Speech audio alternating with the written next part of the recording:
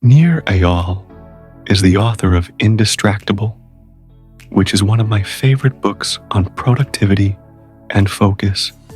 In today's episode, I want to go through his framework for understanding and mastering internal triggers so that you can better understand what's driving your distraction and how to overcome it. Let's get into it. The first step in Nir's framework for overcoming distractions is identifying whether or not your distraction is actually an internal trigger or an external trigger. And the difference between these two is really important. External triggers are things in our environment that cause us to get distracted. And Nir says that there are 4 main types of external triggers. Temptations, which are things that we see or hear, or taste or smell that tempt us.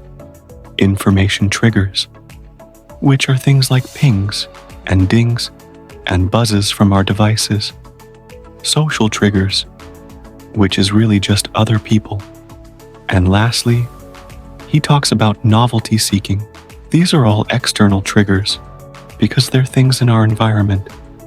They're things that are happening outside of us that are causing us to get distracted. But the flip side of this is internal triggers, and that's what we're going to be focusing on in this episode.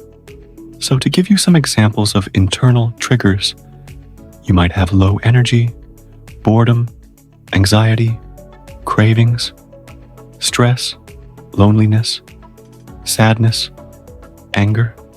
All of these are internal states that we might find ourselves in that can lead us to distraction. But here's the problem with internal triggers. We don't usually notice them while we're in them.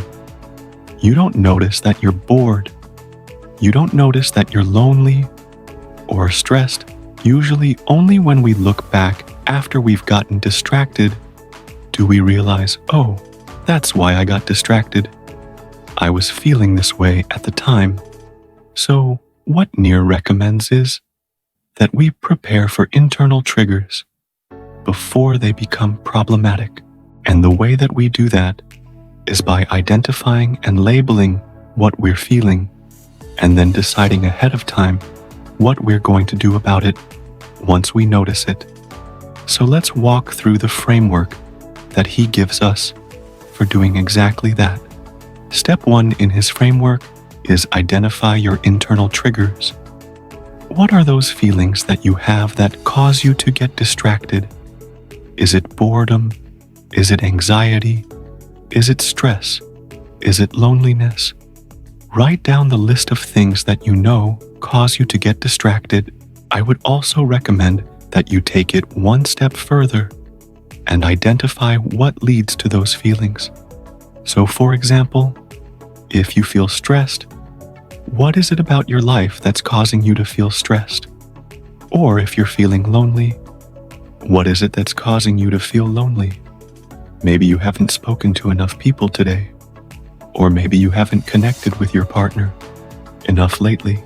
Once you've identified your internal triggers and you've dug down and found the underlying reasons for why you're feeling this way, the next step is to design your response. For each trigger, write out exactly what you're going to do.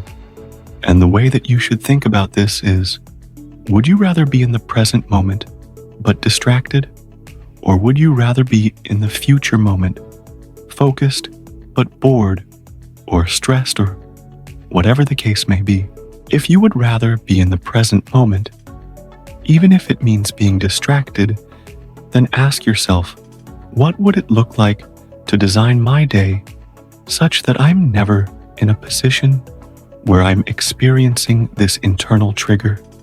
So going back to the example of loneliness, maybe you always feel lonely on a Friday afternoon at work, and you're like, well, I would rather be distracted than feel lonely.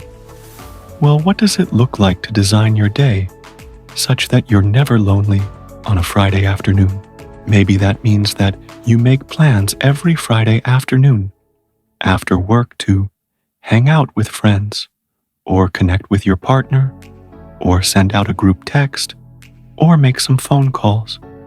Whatever it is that would prevent you from feeling lonely in the first place. On the other hand, if you would rather be focused, but you don't mind being bored or stressed, then figure out how you can build in more breaks and how you can design your day such that you're giving yourself time to rest and recharge. Now, this might sound counterintuitive because we often think that we need to push through stress and push through feeling tired. But Nir would argue that if you learn how to manage your internal triggers and you learn how to manage your emotions and how to deal with them in healthy ways, then you'll be able to stay focused for longer periods of time. And you won't need to force yourself to push through these things. Next up is to automate your response. One of the biggest problems that we face today is that we live in a world that's designed to distract us. There are so many things vying for our attention all the time, and the only way that we can overcome this is by designing our environment to support the life that we want to lead. And so, one of the best ways to do that is by automating your response.